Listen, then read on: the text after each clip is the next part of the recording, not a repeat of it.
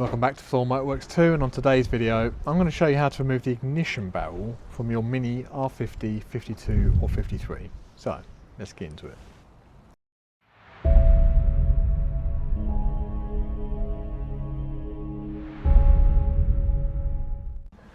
So there are a number of reasons why you may want to remove the ignition barrel. For example, if you buy a complete lock set with more keys than what you've currently got, or you pick up an upgraded ECU and it comes as a kit and you want to retain the key for the door and the ignition barrel.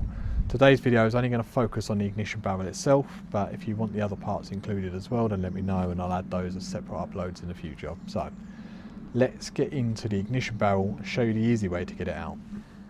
So excuse the state of this car is going to scrap, but we're going to remove the key set from it before we actually get round to doing it. So first of all, your key needs to be in the ignition and it needs to be into the 7 o'clock, 8 o'clock-esque position, as you can see down here.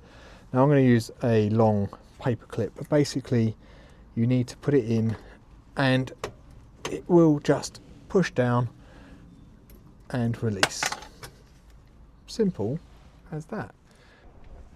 So really quick, really simple video. Hopefully it's helped some of you out if you are struggling with it. Like I say, just about getting the key into the right place, having a long thin piece of metal. So in my case I use quite a sturdy paper clip, and as you can see, ignition barrel is out, got the key here, and we're currently going through the stages of getting the full lock set out of this car, which will be up for sale soon. So check the link in the description for the eBay shop if you need it. But in the meantime, have a good day and I'll catch you on the next one.